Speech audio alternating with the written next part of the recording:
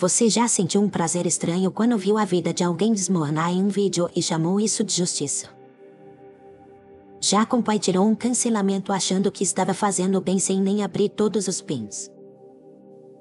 E se um dia você descobrisse que a pessoa que caiu era só o personagem raro no roteiro certo para sua indignação? Hoje eu vou te contar a história de uma mulher que viveu exatamente isso. Ela virou símbolo de moral na internet depois de ver um monstro do próprio show. Se você ficar comigo até o fim, talvez você nunca mais consiga assistir um cancelamento do mesmo jeito. Então vamos pular direto para a noite em que tudo quebrou. Imagina uma sala cheia de luz, câmera cara, microfone perfeito e uma mulher com o rosto destruído de tanto chorar tentando parecer forte. O nome dela é Lara e naquela noite ela estava em uma transmissão ao vivo com centenas de milhares de pessoas assistindo. A tela de comentários parecia um ataque de abelhas furiosas. Era uma enchente de mensagens chamando Lara de mentirosa, manipuladora, falsa salvadora e coisas bem piores. No canto da tela, os números caíam, patrocinadores cancelavam contratos em tempo real e notificações de processo apareciam uma atrás da outra. Ela respirou fundo, encarou a câmera e tentou juntar um pouco de dignidade em uma frase. Eu nunca quis machucar ninguém, eu só queria fazer o que era certo.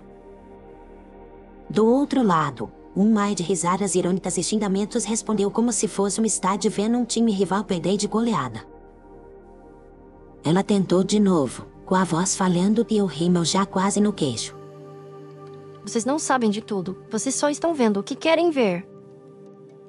A resposta foi ainda mais cruel porque ninguém ali queria nuance. Todo mundo queria sangue e um final simples com vilã clara. Antes de você decidir se fica do lado dela ou do lado da multidão, deixe eu voltar tudo e mostrar como essa bomba começou. Porque ninguém acorda um dia pensando que vai virar a vilão perfeito da própria história. Muito antes da câmera cara e das marcas, Lara trabalhava em um call center barulhento atendendo reclamação o dia inteiro. Gente gritando por causa de poucos reais, chefes pressionando por tempo de ligação, colega chorando no banheiro. Ela chegava em casa exausta, mas com uma sensação ainda pior de que nada do que fazia tinha sentido. E uma dessas noites, ela colocou o celular em cima de uma pilha de livros, ligou a câmera e começou a desabafar. Ela falou de humilhação no trabalho, de chefe que gritava com funcionário na frente de todo mundo e de como era ser tratada como peça de reposição. O vídeo era simples, iluminação ruim, áudio médio, mas a dor era clara e direta. Ela postou pensando que poucas pessoas iam ver e foi dormir. No dia seguinte, o celular estava lotado de notificações, compartilhamentos e comentários de gente dizendo que se sentia igual. Pessoas de vários lugares diziam que viviam a mesma injustiça no trabalho e agradeciam por alguém finalmente falar. Foi a primeira vez que Lara sentiu uma coisa nova, como se alguém finalmente tivesse ouvido a voz dela. Ela não tinha dinheiro, não tinha cargo, não tinha poder, mas de repente tinha algo raro, atenção. E a atenção veio misturada com uma palavra que vicia muito, reconhecimento. Ela começou a gravar mais vídeos, sempre falando de situações que pareciam pequenas, mas machucavam muita gente. Falou de assédio moral no trabalho, de namorado controlador, de amigo que só aparece quando precisa de favor. Tudo com aquela energia de pessoa indignada que promete nunca mais engolir calada.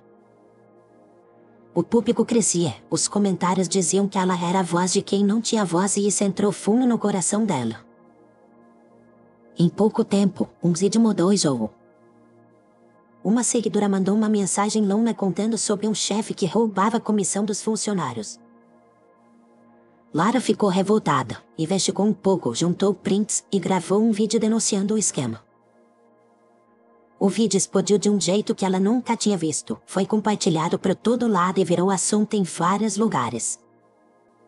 O chefe acabou exposto, a empresa teve que responder, e os funcionários começaram a receber o que era deles de direito. A sensação de vitória foi tão forte que quase deu para sentir o gosto. Não era só leak, era a ideia de que a indignação dela podia mudar algo concreto. Nesse dia, Lara acreditou de verdade que tinha encontrado uma missão. Só que o universo adora misturar missão com oportunidade de negócio quando sente cheiro de engajamento. Foi aí que apareceu Marcelo. Marcelo era aquele tipo de homem que parece sempre calmo demais, com sorriso treinado e relógio caro. Ele trabalhava em uma agência de relações públicas que cuidava da imagem de gente grande. Lara, o que você faz é muito poderoso, você tem algo que não se compra. Ela ouviu isso sentada em uma sala de reunião toda de vidro, com café caro na mesa e tela cheia de gráficos. As pessoas confiam em você. Se a gente direcionar essa voz para as causas certas, você pode ajudar muita gente e ganhar muito bem com isso. Ele mostrava relatórios com números, falava de alcance, de taxa de engajamento e de como a indignação dela tinha virado ouro. Lara hesitou, porque sempre falou que não faria nada por dinheiro, mas ao mesmo tempo estava cansada de viver contando cada centavo. Marcelo fez a proposta parecer uma coisa quase sagrada. Ninguém aqui quer calar a sua verdade. A gente só quer dar mais força para ela. Ela saiu daquela reunião com um contrato na mão e uma frase quando na cabeça: mudar o mundo. No começo, realmente parecia que tudo estaria certo. A agência ajudava a organizar pautas importantes, como golpes financeiros, campanhas de ódio, casos graves de abuso de poder. Eles entregavam dossiês com documentos, depoimentos, dados bem arrumados e diziam que já tinham checado tudo. Lara gravava vídeos mais profissionais, com roteiro mais redondo, edição mais dramática e números ainda mais altos. O público amava um novo formato e dizia que agora ela estava ainda mais afiada. Era nesse clima que um velho amigo reapareceu, Diego. Diego tinha cara de quem dorme pouco e vive na frente de tela, daqueles que desmontam um site por curiosidade. Ele e Lara se conheciam desde a adolescência, quando reclamavam da vida em bancos de praça. Então quer dizer que agora você é a juíza oficial da internet? Ele falava brincando, mas com aquele riso que esconde uma preocupação. Eu só conto o que as pessoas escondem. Alguém tem que fazer isso. Diego tinha um talento útil. Sabia verificar se prints eram falsos, se perfis eram robôs e se documentos tinham cara de montagem. Ele acabou virando o braço extra que ela precisava para checar os casos mais pesados. Por um tempo, a combinação funcionou bem. Ela recebia histórias, a agência organizava, Diego investigava, e o público aplaudia de pé cada nova exposição. Foi nesse ritmo que chegou o caso da psicóloga famosa. Ela era conhecida por falar de saúde mental de forma simples e tinha milhões de seguidores. A agência mandou um pacotão com print de supostos pacientes reclamando, trechos de falas polêmicas e relatos anônimos. O tom era caro, essa mulher é perigosa, você precisa avisar o mundo. Tem muita coisa aqui, mas não sei. Os relatos são estranhos, parece tudo muito perfeito. Lara falou isso para Marcelo, com um peso no estômago. Se você não falar, alguém vai falar. Você quer ficar do lado de quem protege gente assim. Do outro lado, Diego mexia nos arquivos com expressão tensa. Tem coisa errada nesses prints, datas que não batem, estes com o mesmo padrão. Isso aqui pode ser montagem. Lara ficou no meio dos dois mundos, o da agência prometendo impacto e o do amigo pedindo calma. No fim, ela escolheu confiar na estrutura que pagava as contas. Eu vou gravar, mas vou pegar leve. Só que leve não combina com a audiência viciada em escândalo. O vídeo saiu cheio de frases fortes, com edição dramática, música tensa e cara de grande denúncia. Em poucas horas, a psicóloga virou alvo de ódio, perdeu contratos, teve perfil invadido e passou a receber ameaças. Lara sentiu um aperto, mas o público dizia que ela era corajosa por não ter medo de derrubar gente grande. Alguns dias depois, Diego apareceu com uma cara que ela já conhecia, a cara de quem ia trazer notícia ruim. A maior parte das denúncias veio de um grupo ligado a uma concorrente dela, e a agência sabia. O chão de Lara deu uma balançada. Como assim sabia? Eles omitiram a origem, porque a história era boa demais para desperdiçar. Ela foi tirar satisfação com Marcel. Num sistema podre não tem santo. Se ela fosse tão correta assim não teria dado tanto material. A frase entrou na cabeça dela como desculpa e anestesia ao mesmo tempo. Lara se convenceu de que, mesmo se algumas coisas estivessem tortas, o saldo final ainda era positivo. E essa é uma das frases mais perigosas que existem. O saldo final é bom.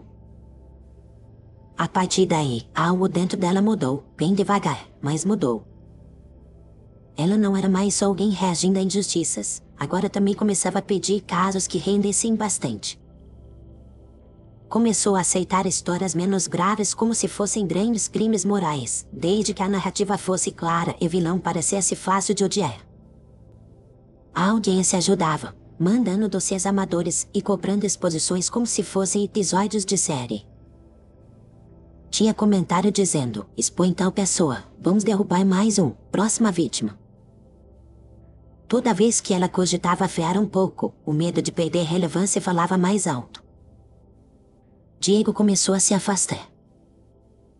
Você está destruindo gente por tweet velho. Isso podia ser você, eu ou qualquer pessoa que fala demais. Lara respondia com frieza que assustava até ela mesma. Eu só mostro fatos, quem decide é o público. Essa frase virou escudo para efeito, porque jogava a responsabilidade inteira na plateia. O problema é que, quando ninguém assume responsabilidade, o certo e o errado viram só decoração de discurso. Os vídeos de Lara começaram a seguir um padrão bem claro. Título exagerado, thumbnail com cara de choque, recorte de vídeo do alvo em posição ruim e um roteiro que levava o público para uma conclusão óbvia.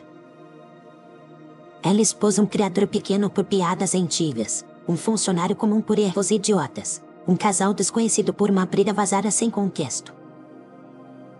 Em cada caso, alguém perdia emprego, relacionamento, paz de espírito, mas o gráfico de visualizações subia. Quando dava uma pontada de culpa, ela se lembrava dos elogios, das doações e dos convites de eventos onde era chamada de voz da verdade. Até que chegou o caso que ia transformar tudo, o do líder espiritual famoso. Ele aparecia em vídeos emocionados falando de fé, esperança e família, sempre ao lado de políticos e empresários. Por trás desse sorriso circulavam há anos boatos de manipulação emocional, exploração financeira e pressão psicológica sobre seguidores. A agência trouxe um dossiê gigante, cheio de relatos, extratos bancários suspeitos e áudios pesados. Esse é o grande caso. Se você entrar de verdade nessa história, pode proteger milhares de pessoas. Lara sentiu aquela mistura de medo e excitação que aparece antes de um grande salto. Ela chamou Diego, mesmo sabendo que ele andava irritado com ela. Eu vou olhar porque eu não quero ver você se arrebentar de vez. Mas já adianto que isso aqui é território de gente muito poderosa. Ele mergulhou nos arquivos e percebeu que, junto com provas fortes, tinha muito material plantado. Tem interesse político aqui. Tem gente usando você como arma. Se você for, tem que ir com tudo muito checado. Lara ouviu, mas a ideia de ser a pessoa que derrubaria um sistema inteiro já tinha feito morada dentro dela. Diante de Marcelo, a tentação ganhou força. Você tem coragem que muita gente não tem. Se recuar agora vai parecer que aceita esse tipo de abuso. Ela decidiu seguir em frente, achando que estava em uma missão necessária. A série de vídeos sobre o líder começou com uma narrativa poderosa. Imagens de tempos cheios, relatos de gente que perdeu tudo, falas dele sob obediência séria, tudo bem costurado. A cada episódio, o público ia ficando mais inflamado. As mensagens eram de apoio total, chamando Lara de valente, de guerreira, de anjo que abre os olhos das pessoas.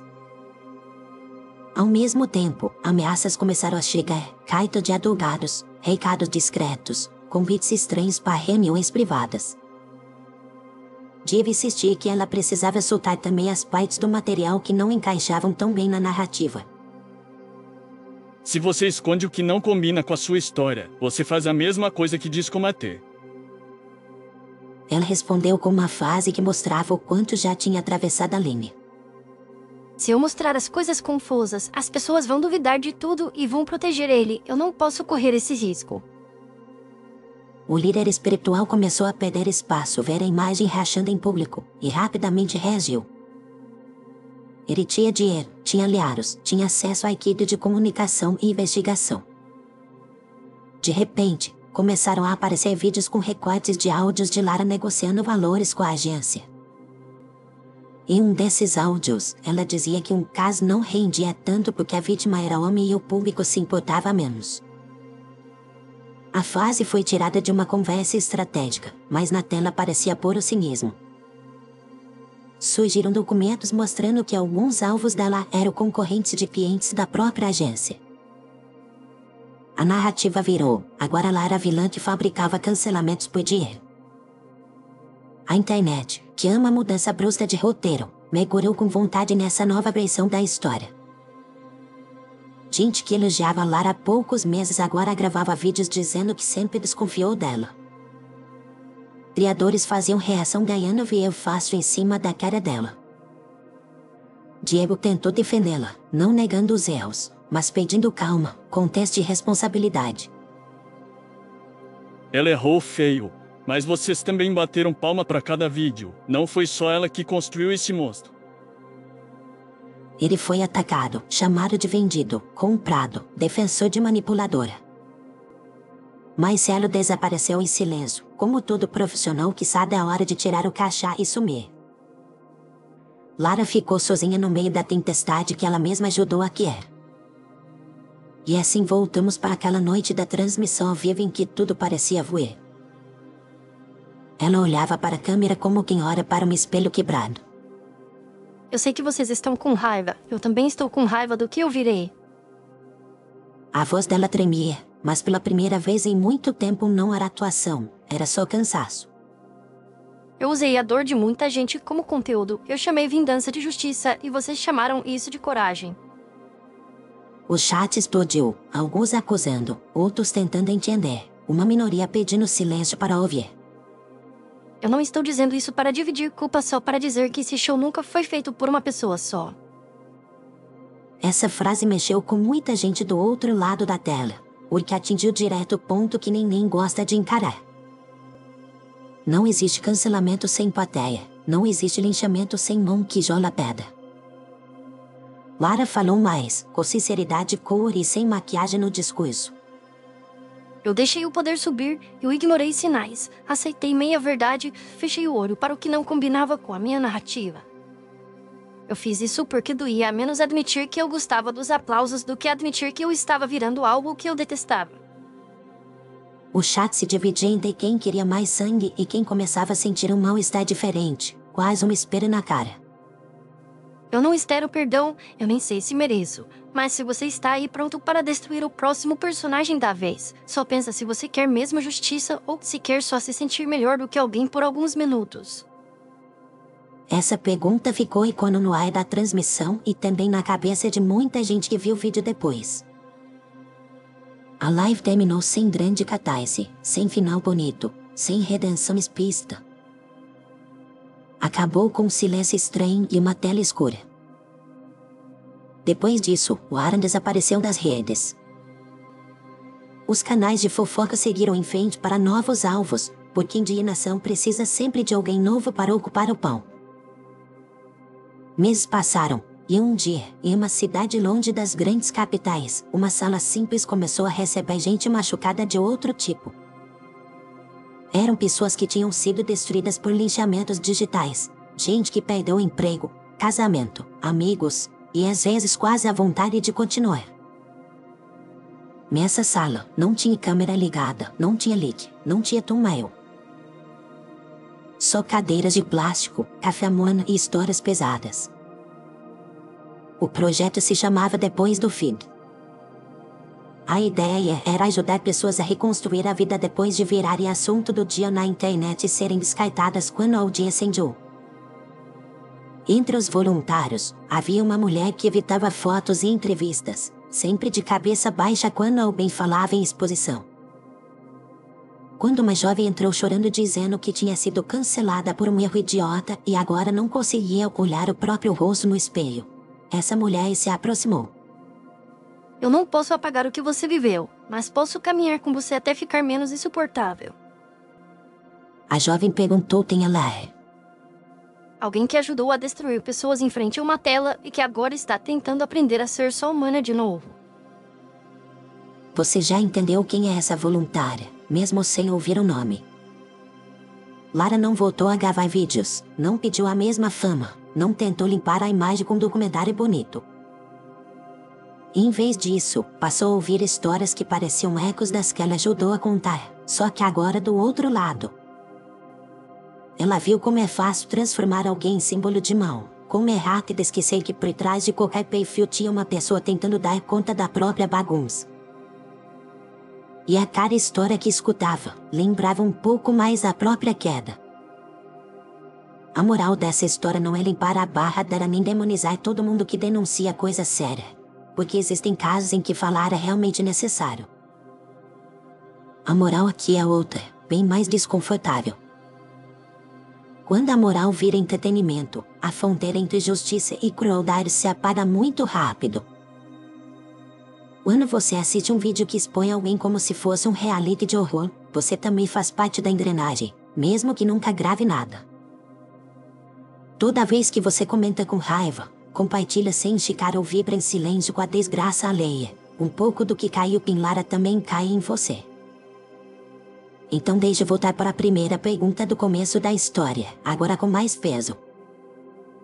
Você tem mesmo certeza de que está sempre do lado certo? Ou será que você só aprendeu a aplaudir o lado em que está a maioria naquele momento? Da próxima vez que aparecer um vídeo destruindo a reputação de alguém, você pode continuar vendo como se fosse só mais um episódio ou pode escolher olhar com um pouco mais de responsabilidade. Pode se perguntar de onde vem essa história. Quem ganha com essa queda é se você quer ser plateia de mais um lixamento ou ser alguém que sai da roda. Não é sobre defender gente que faz coisas graves, é sobre não transformar qualquer ser humano em personagem descartável só para matar o tédio.